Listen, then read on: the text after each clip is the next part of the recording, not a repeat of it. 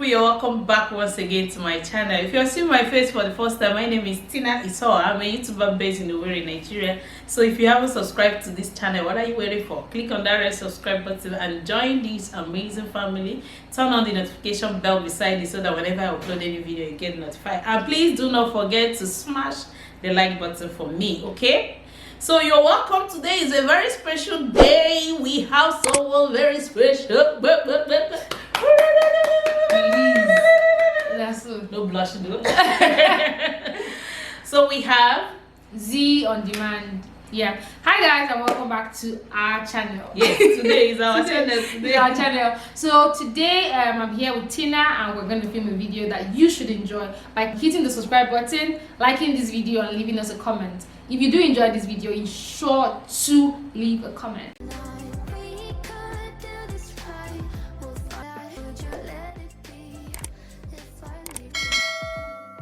So it's actually a collaboration, and after watching this video, please head on to her channel. I said something that I've never said here, as in I unleashed the the great news. Okay, so head on to her channel. If you haven't subscribed, please subscribe. Tell her you're coming from Tina Wa Mama. Okay. So actually what we'll be talking about today is the effect of Western education and culture to that of Africans or Nigerians, precisely because we are Nigerians. So let's speak about Nigerians. Sure. If possible, go down to Igbos. Okay, so how has it, and on this topic we'll be talking about the pros and cons, so that we'll balance it. Let's not look as if we are against the Western or the rural or whatever. Yeah. So how has generally the overview, what do you think, or how do you think that the Western education has affected? Should we start with the positive or the...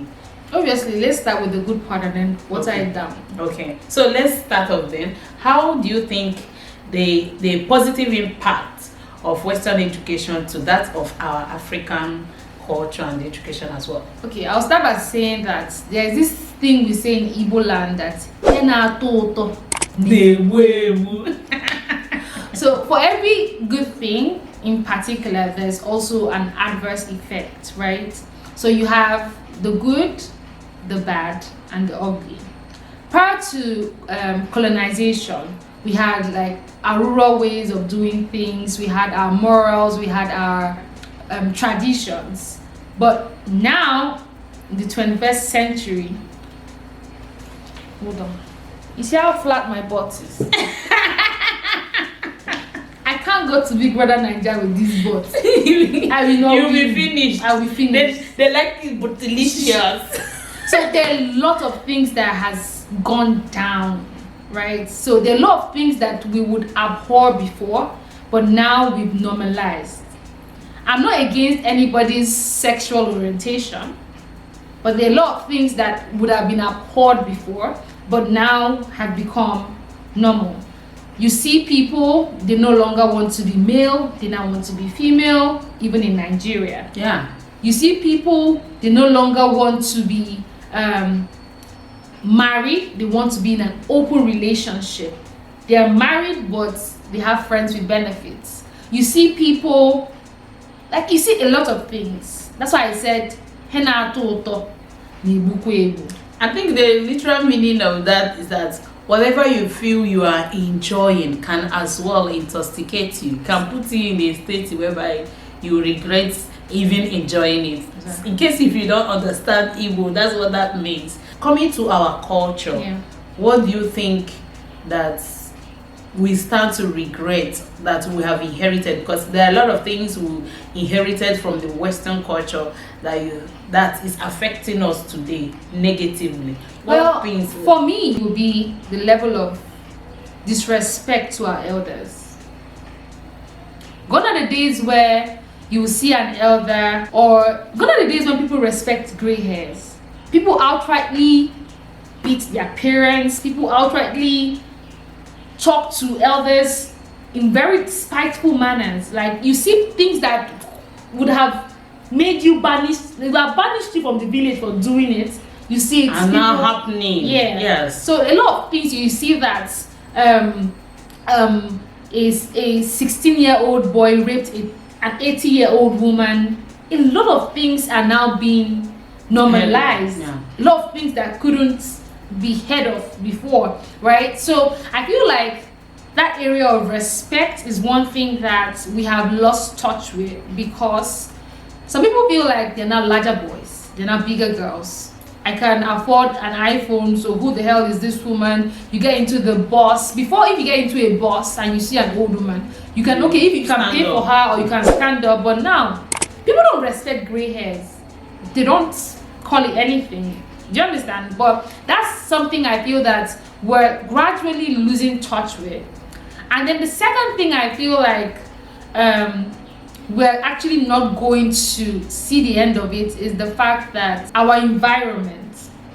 Before, in the olden days, you don't have houses without trees, gardens, beautiful places. You have farms and everything. But now everybody is more like trying to make their homes aesthetically pleasing to other people, right? Before, like, you have palm trees, like a lot of things. That's why I feel like the lifespan of our older people were longer than what we have today, right? So you have people who are just trying to be interior designers, whatever, but they're not mindful about the environment, the implication, nothing. You see people in their homes, before in our parents' homes, you see trees, but now everybody's going artificial. And it's going to come back to bite us in the butt. Whatever you think. Like, I went to one home last week. The man he has money. If his money has money, but a section of his compound is dedicated to having that African setting. Wow. He has the outdoor kitchen. He has the sit-outs. Wow. Like, the air there is different from the one that's because of the greenery around there. Yeah. But now we're just trying to. But even the Western world, even the Western world, make provisions. There are provisions for things like that around them. It's true. For us is we interlock the whole place. Interlock it. TA artificial tree. TA this one. TA one potted plant that we don't even take care of, and that is it. I feel like this and many more are part of what we feel like we don't know how to copy. We overcopy. We copy the bad ones. Yeah. Leave the good ones. If we know how to copy very well, our healthcare system will not be the way it is. I'm telling you. If we know how to copy very well, today, churches will not be lying to you. Honestly. People will celebrate their pastors, their reverends, but their mothers and fathers in the village, they will not take care of. If we actually know how to copy very well, the dollar will not outbeat the naira. Because the money is actually here. But whatever that is depreciating it, we don't know. So adding to what you said earlier about respect, honestly, I want to say that our environment, the fact that we want how do I put it? We want to make sure that our children go to modern schools, modern this, modern that. And if you go to schools today, there is nothing like Uncle John or Uncle James. You now hear Mr. James, and children take that home. When they see their uncle, they are supposed to address as uncle, as, hey, Mr. Simon, that kind of thing. That's the fact. Do you understand? When I was getting married to my husband, I went to their family house. This our mindset, me coming from where I'm coming from, a cultural, traditional, local babe, coming from my village. So I went there, I expected my husband's younger sisters to be addressing me as Auntie Tina. Okay. And they were calling me Tina. Even side of me. I never for once asked them, why did you do that? Okay. Because I wanted to study them, how they relate among themselves, just like you finding yourself in a new environment. And I found out that even my husband, they're equally calling him by his name. So I thought that, okay, it's a norm. But in our own culture, for someone that gave you 2 years, it's enough for you to address that person as auntie. Because not that if you address them as auntie is enough of what you expect, but there won't be room for you to insult them. Well, true. Do you understand? Yeah. If you call me auntie today, it's not that I want to boss you, but there are things that on a normal day now we see normal. you won't say to me, but auntie, please, Well, sit down. I would agree with you on that part, because I fall within the category of people that don't call people aunties and all that. Of course I know. But I feel like from your perspective now, I think I understand. If you call someone auntie, subconsciously you have no means of insulting that person. Yeah. I feel like now I get the That's the area. I think that's the moral. That's the foundation of that. Yes. But notwithstanding, we keep moving, because, like I said, my son's teacher, he has a teacher that comes to the house to tutor him. When he comes, I'll say, greet uncle, say, uncle, good afternoon. He said, Mr. Judy is here. And inside of me, I was like, that is what you want, but that's not the upbringing I want to give to my child. I want them to respect elders. Before I answer that question, I think something just popped up in my head about what we actually regret. Is the fact that we're fast losing our identity, and that's our language. Yeah. A lot of parents rather send their children to British International, this one, that one, to get the British accent. Even in Nigeria here. But you will never see them sending them to summer school in Igbo language or Hausa or Igbo. But I do not blame them, because most of these things are not even available. They're not even available. How many summer schools teach languages in Owerri? That's it. There are summer schools, but if they actually teach language as like, this is they the don't. purpose. What they will teach in summer school now is coding, swimming, skating, jumping. So we're fast losing our identity, and when I mean identity, I mean our language. When you see a British person, you know him because of his tongue. Can I have water in it? All those kind of things. When you see an American person, you know that person acts as well. When you see an Indian, you know them. When you see Ghanaian, you know them, because there's always something distinct about our tongues.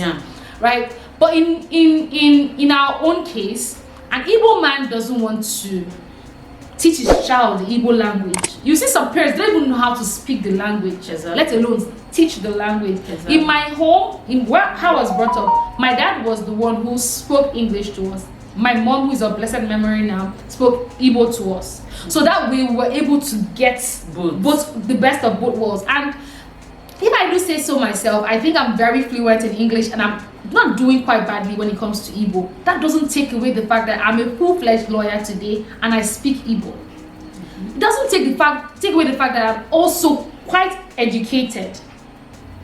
But I feel like most of our parents of these days are just shying away from the fact that they feel that if you let's bring it down. They feel as long as your child can speak Igbo, English. Oh, he's so intelligent. He's my lawyer, he's my engineer, my doctor, my this, my that. It doesn't make sense to me, because I feel like that's our identity. That's what we are. No matter where you go in the world, you always be second class. Funny enough, people that do not want to give their children the room to learning this our language, Igbo precisely, or any other dialect in this country, they always prioritize giving their children Igbo names.